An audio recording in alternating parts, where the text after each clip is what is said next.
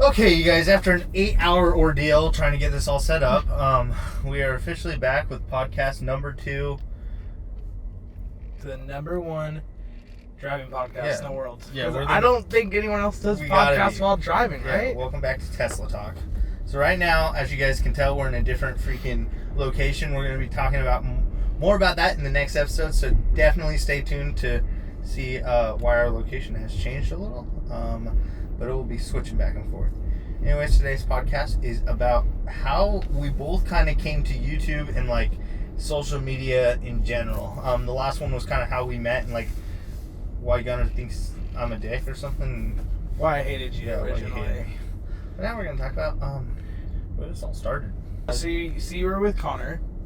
I was with Cade. I thought you were with Connor. I was with Cade. Oh. I'm talking about way back when it started. You're taking way back. Okay. First video with my friend Connor. You guys go onto my YouTube channel and just click oldest video. It'll take you all the way back to Fireball Smash, which was my first YouTube channel video idea type thing. We were driving down to Temecula just because we were bored one night, kind of like what we're doing right now. But why just driving around? That's so far. Because we just I've always wanted to take Ortega Highway, and I was like, let's just do it. We took Ortega Highway, we got on the other side of Ortega Highway, and we're like, what do we do now? And there was a thrift store, so we went into the thrift store, and we found a bowling ball. And me and Connor both looked at each other, and we're like, we should get the bowling ball and light stuff on fire and smash it with the bowling ball. Because no one did that on YouTube. No one was smashing things with bowling balls. And so we're like, we could definitely become big YouTubers like that. So we went and smashing stuff now? What was the idea? Well, the slow-mo guys do a bunch of slow-mo stuff because we did the slow motion stuff, but then we did like basically a mixture, or no, we kind of just did what I don't know what their names are, but the guys from I think they're from Australia, and they just go up on that huge tower and just draw. Yeah, and they draw stuff in the sand pit. Yeah. That's basically what we did, but like 6 years ago. In your dad's office. Yeah, my dad's office in the dark with fire. And a slow motion camera. And then after that, we kind of stopped doing that when I met up with Cade and Gordy. And Gordy and Cade were both like, we're gonna start a YouTube channel. Gordy was like, you gotta start one. Kept bugging me about it. Kept telling me I should start a YouTube channel. So how many videos did you get through with the bowling ball stuff? 3. And then you stopped. 4. Yeah. For how long? I couldn't tell you. Probably a couple months. Maybe a year. And then Gordy was like, you gotta do a YouTube channel. I'm like, I'm not gonna do a YouTube channel. And then Cade was like, I'm gonna do a YouTube channel. I was like, okay, I'm gonna do a YouTube channel just to try to beat you guys and show you that I'm better than you. Probably not the best thing to do, but that's what I did. And the first week, Cade got like 400 subscribers, and I could not get past 43 subscribers. Whoa, how did he get past 400? I don't know. Everyone just loves car stuff. And he just did car stuff. So he was a very niche type person. Yeah, and he just kept getting subscribers. I'm like, what the fetch? And then he saw the Bo Bros at this car meet that we went to, and he's like, those guys are so famous. We gotta go talk to them. And the Bo Bros at this time had like 230,000 followers on YouTube. Cade was losing his mind, and I was like, come on, let's just go talk to him. So we went and talked to him. And you had no clue who these people were? No, I never watched YouTube. The only person I watched on YouTube is Roman Atwood, and that's it. And I was like, okay, well, we'll go talk to him. Started talking to him, and we basically just got on the page that they were trying to buy a car. Cade knew someone at the Mercedes dealership right down the street from us, and he was like, hey, I'll help you guys out if you want to buy a Mercedes.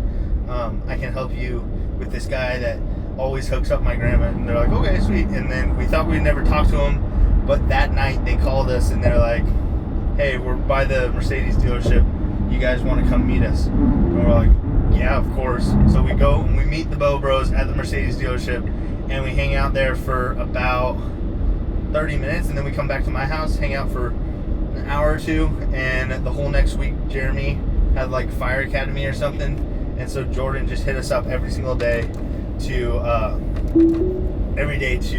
film. And so that built that relationship. Long story short, we ended up going to Tempest with Jordan and meeting the Funk Bros and Tanner Fox and that whole crew. And and then I asked Kamerman if he would do a video with me. This is actually a cool story. My dad is the king of, he's just the king of like, you messed up, I'm taking away all privileges of what you were trying to do. And he does it for a good reason. Like, he's just trying to teach you. That night we were supposed to go to Tempest. I forgot to shut the garage or take in the trash can. I don't remember which one it was. But my dad was like, "You're done. You're not going to Tempest." Blah blah blah. And I'm like, "No, I gotta go," because Kamerman was gonna be there, so that I could set up a time to go and film with Kamerman. And I'm like, "Dad, I have to go." Have you met Kamerman this time? No. So you were trying to go meet him? Yeah. And I was like, "I have to go. I'm not gonna not go."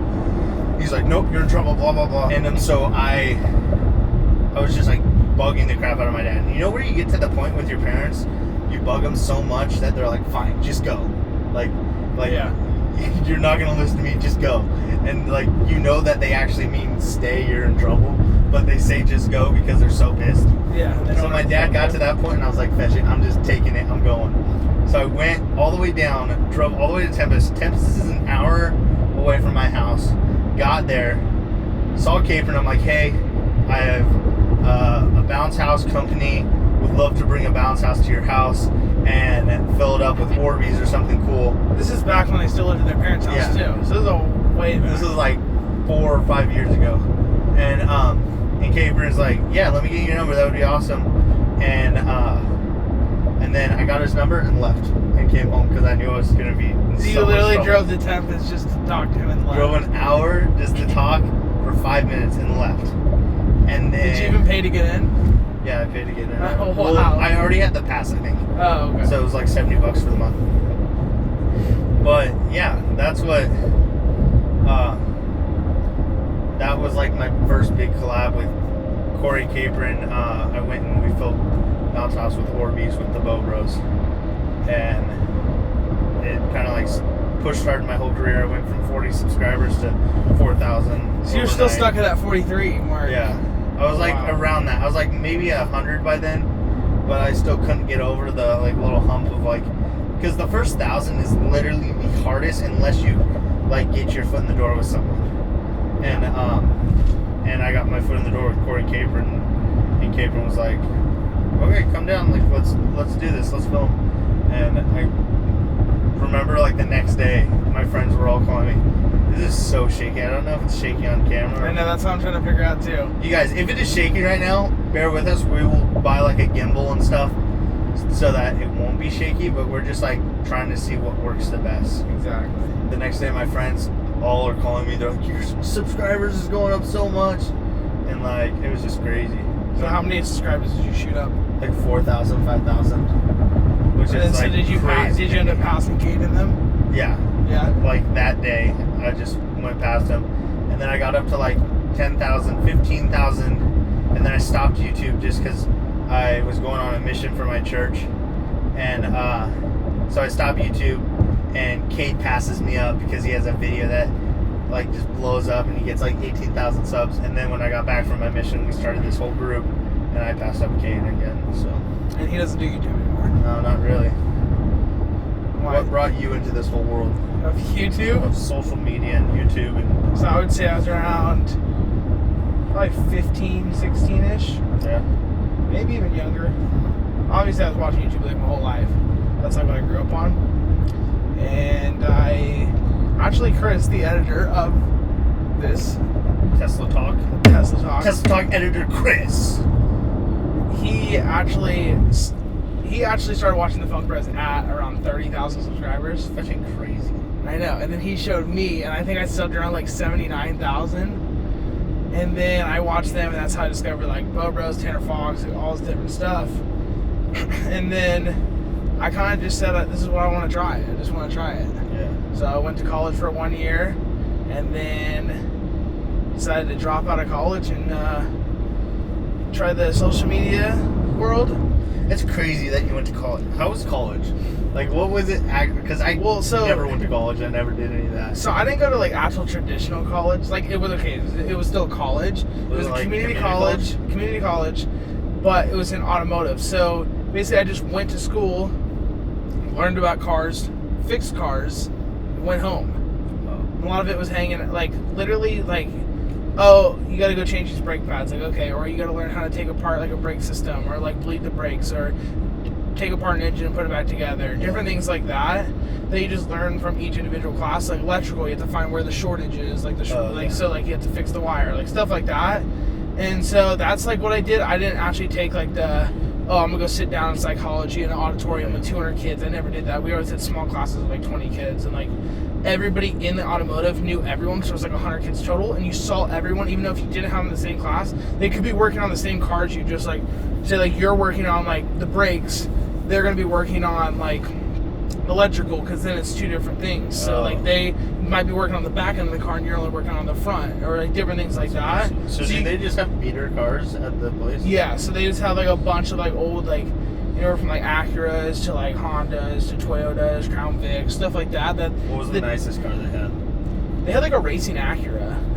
Yeah, it was like a race car. Like, it just depended. Like, they had different cars, but basically what you did was, like, you'd go in there and work, and then the teacher would go in and put a problem in the car. So and then you'd have to repair it and, like, figure out the problem. Anyway, so that's how that started. Then I decided to do social media, quit college, did that for 8 months, was doing it every day. Then I went to, like, every other day, then a couple times a week. Ended up doing, like, I think, like, 100 videos. Dang.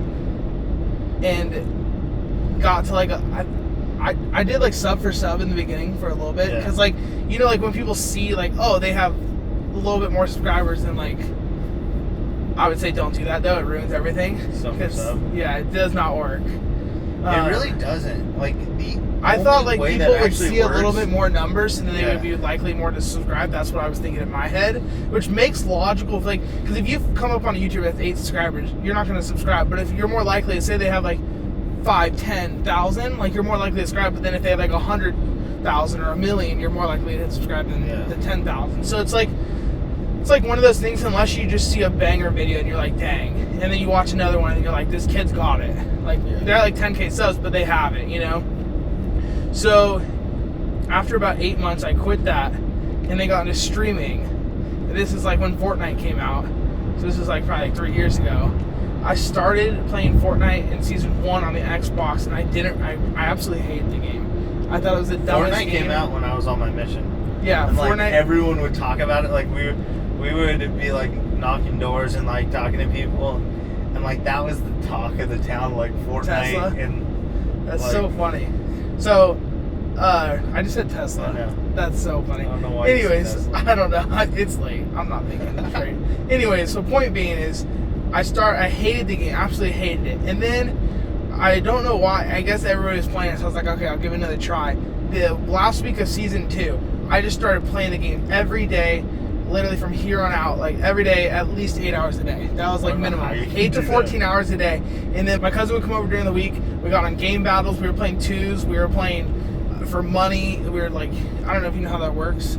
So, like, basically you sign up on, like, website and you put money in, like, $5 match. So you guys will each put $5 in, and the winner gets like 10, or it gets like 9 because the website takes like $1 or something. Basically, you drop in as like a squad, but it's 2 versus 2, and you see who gets the most kills. Oh, dang. And then... So you're just trying to beat your squad members? Like, so you 2 are on a team versus 2 other people. Okay. And, like, you can try to sabotage, like, steal kills or stuff like that, so you kind of want to drop separate. Or, like, and it depends if you want to go, like, if you're dropping tilted towers, I know all the OGs will know that. High risk, high reward. A lot of people drop there, hard to survive, but if you made it out alive, you were coming out with at least 8 kills. Yeah. So, like, it didn't matter when you died either. It depends on how many kills you got. So, like, you could have 10, yeah, you could go tilted, get 10 kills, die right off the match. The other person plays it all the way out and gets 3, you win. Okay. And then sometimes it was best 2 out of 3. Then, after that, I got into PC gaming around season 4, played till about season 9. I think I missed a total of, like, without touching Fortnite physically, I think it was like 4 days out of that time. Like, I always play at least an hour, if not, the average was 8 to 14 hours. Holy shiz. And, like, that's all I did. I woke up, played Fortnite, went to bed at 6 in the morning, woke up at like 1 or 2, got back on Fortnite. That was just like what I did. That was the life. That's insane. And then I gave up on streaming because obviously everybody that knows Twitch, you start on the bottom of the rankings. So when you have small numbers, like, you're all the way at the bottom. Yeah, and especially on Fortnite, it's like one of the biggest games. So like the odds, unless you killed like a big streamer or got like a huge like host, you know what a host is? It's like a big streamer will host you. It'll show on their page. Yeah. So actually, that's how I got affiliate, because I was on Kamerman's auto host, and he was done streaming, so it hosted me, and I had 14 viewers. It was like I think it was like 10 o'clock at night, and I met this drunk guy actually, like in a random duos, and we were just playing all night long. And I played till I think it was 11:30 the next morning, because I was riding out the hours that I needed for the certain amount of viewers. Because you have to get to an average of 3 viewers. You have to get like 50 hours and all this stuff. So my average was like 2 point something, and I had 14 viewers that probably were AFK sleeping. They left the stream on, so now they're watching me. And that's how I just wrote it out till it literally hit 3, and then I shut off the stream. Got the application, sent it in. That's how I got. That's funny. Affiliate. Anyways, What's so affiliate do? Get you like a sub button. People can donate bits. Like it's kind of like monetized. Okay. But then like when you're partnered, you get the check. Okay. So like that's like equivalent to monetization, like because like on YouTube, if you stream now, you can still get PayPal donations because it's through PayPal, but you can't get them through actual YouTube. But that's how Twitch is. So like once you hit affiliate, then you can get actual money through Twitch. After we stopped that, we did drop shipping for a couple months. Didn't work out because I didn't have all the money in the world, and that takes a lot of money to start up. It's definitely a grind for that. And a lot of people say don't do it, but then there's people that say do it. Depends on how you look at it and how much money you really want to go in with it. Yeah. So then after that, that's when I was randomly went with Charlie on a hike, and that's actually when I fell down a 15-foot cliff because we were on this like rope thing.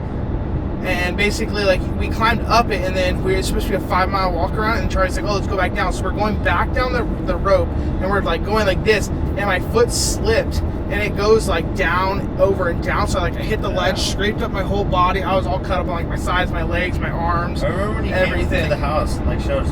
Wasn't that like the same? That was the same day something big was happening. So the first day of the mob was that weekend, or like that somewhere in there. I don't know if that was. I think that might have been the next day was the first episode being filmed. What were we doing? Because I feel like we were all outside when you guys came up. Oh, you guys were with Don Ladd and his friend, and his mom. I don't know why. What it was. Yeah. But yeah, you guys were all outside. They came over. So, anyways, and then the mob started that weekend when I was there.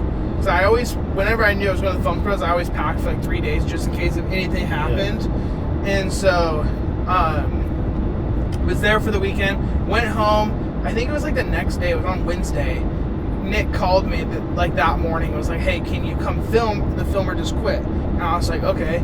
Like, are you making this decision, or did you talk to Kamerman? So I texted Kamerman, and he's like, oh no, I let Nick say, like, do whatever, so just come. So I came there and started filming, and that's when you guys were filming. I think that was the day you filmed the shapes, when you and Nick were like arguing. Oh yeah. And then I wanted to kill Nick that day.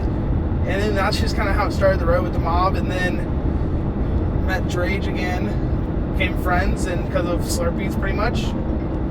And that's how I kind of got back into the YouTube game, I guess, in the social media world. Dang. So that's that. Okay, so as you can see, both of our things were a little bit different. Pretty different, yeah. You did streaming and all that side. I just did YouTube. And like, I think that's how I can stream on YouTube for a while, because like 6 hours feels like nothing to me. I don't know how the fetch you do. I think I just built like a tolerance too, because I felt like it was a lot of gaming in the beginning, but now I'm so used to it that like an hour feels like nothing. Yeah. It just passes by. Yeah. Okay, yeah, so that's the end of podcast number 2. If you guys enjoyed this podcast, please leave a like, subscribe, share it to all your friends, and let's see if we can get this to be the #1 known driving podcast. Because it already is the #1 driving podcast, but we want it to be more known. If you guys know any other driving podcasts, comment down below, so now we know who we're like competing with. Besides the freaking karaoke, the car karaoke that what's-his-face doesn't count as driving. That's not a podcast. Yeah, and he's not actually driving. That is true. He's on the back of a trailer. He's on a trailer, because it's legally, he can't drive, but like, we're not driving either. Like, the Tesla's driving. Yes, technically it's legal. Yeah, so hope you guys enjoyed this. We will see you in the next one. later.